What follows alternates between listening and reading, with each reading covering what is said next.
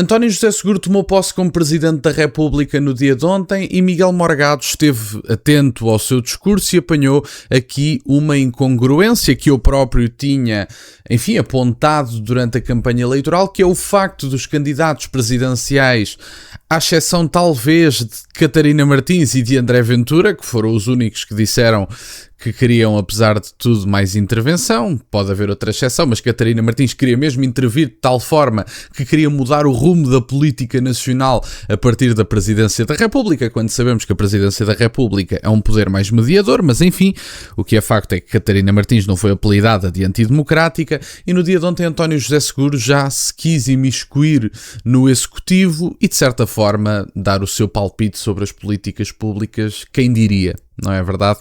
Vamos ver esta intervenção de Miguel Morgado em que ele aponta uma incongruência e fazer os comentários.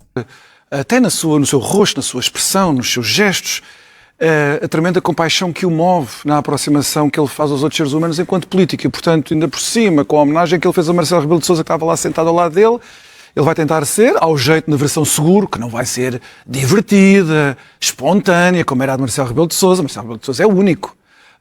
Mas António José Seguro vai tentar ser uma espécie de Presidente dos Afetos 2. É a marca dele. Muito mais contido. Mas, enfim, não sei se será mais contido, mas será sobretudo o Presidente da compaixão pelo sofrimento alheio. Acho que isso foi sempre o que ele quis ser e agora encontrou o lugar ideal para o ser. Depois houve outras coisas que ficaram mais explicitadas. Eu ainda me lembro quando fazíamos aqui os nossos programas sobre as eleições presidenciais, logo no início da campanha, eu disse que ele e Marcos Mendes tinham uma ilusão de que podiam fazer a campanha toda dizendo não, isto são os poderes do Presidente, o Presidente não governa e, portanto, eu não vou meter em questões políticas públicas. Não é?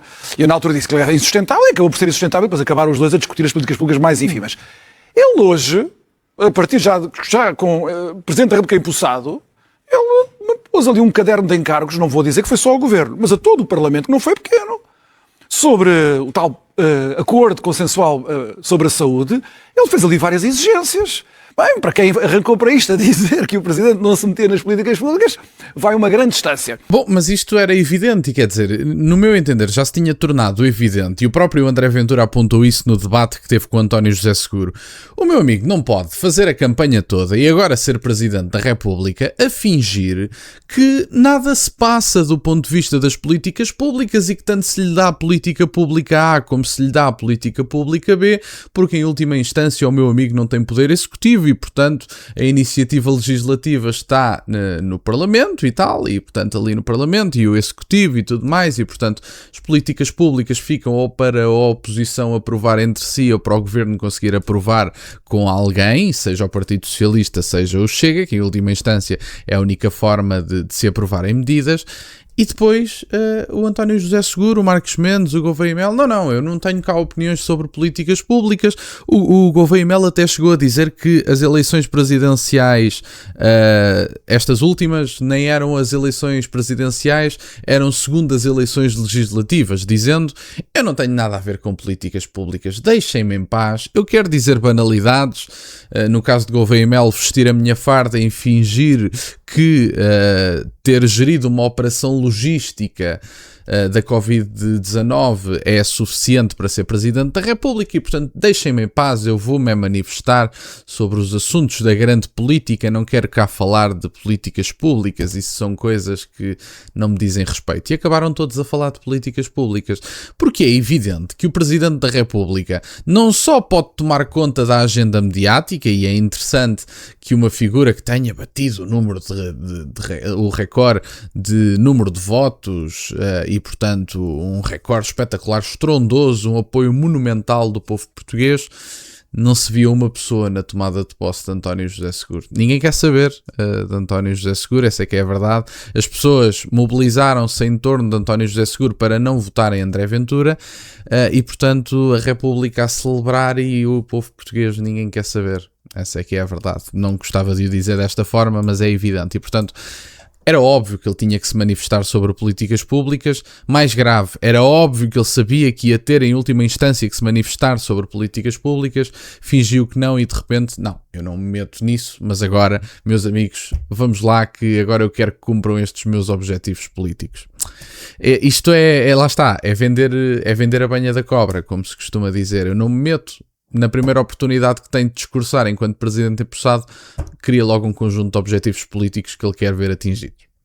Era evidente, era bom de ver e qualquer pessoa com 2 dedos de testa saberia disso. Vamos ver a segunda parte. Ele vai ter que já tomar uma decisão sobre políticas públicas, sobre a reforma da lei laboral. Sim. Não vai haver acordo com o GT como nós previmos aqui logo muito cedo. Poderá ser o seu primeiro grande teste. É o primeiro grande teste, certamente, porque o Governo vai levar isto ao Parlamento. E no Parlamento, muito dificilmente aquilo é aprovado. Mas se for aprovado, portanto, o Presidente António José Seguro vai rezar a todos os santinhos para que Chega e PS chumbem aquilo no Parlamento. Porque se houver um deslize ou do PS ou do Chega, que não vai haver, mas se houvesse, e a lei passasse, ele seria viria imediatamente ser cobrado a promessa que fez de chumbar essa lei se lhe chegasse a ele para promulgação, se não tivesse acordo na concertação social. Por isso ele quer é despachar isso o mais rapidamente possível. Depois ele fez outra coisa curiosa. Ele disse que ia tratar todos os partidos por igual. E aquilo era Ele estava a pensar no Chega. E estava a dizer aquilo em contraste com o Marcelo Rebelo de Sousa, que de facto nunca tratou o Chega como um partido igual aos outros. Nunca tratou. Também é verdade que vamos ver o que é que Seguro fará se o Chega mover a guerra que moveu a Marcelo Rebelo de Sousa. Logo veremos o que é que acontecerá ao Presidente Seguro nessa altura.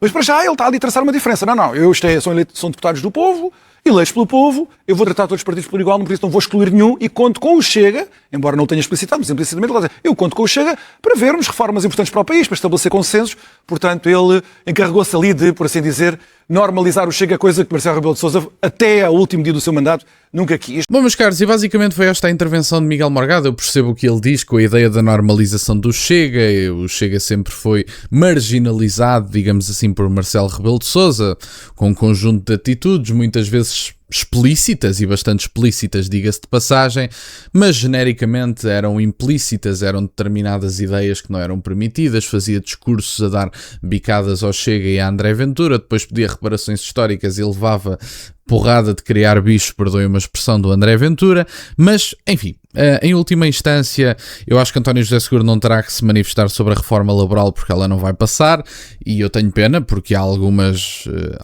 partes da reforma laboral que eu gostava verdadeiramente de ver avançar e são coisas que são absolutamente essenciais para o mercado de trabalho cá. E a única dúvida que me parece subsistir sobre a presidência de António José Seguro é se ele se dobra às organizações internacionais, e eu acho que sim. Eu honestamente acho que sim. Não me parece que António José Seguro, por muito que ele se queira pautar e arrogar-se de dizer, bom, eu sou uma figura livre e, portanto, como eu sou uma figura livre, eu mereci a vossa confiança, sou livre, não me dobro a ninguém.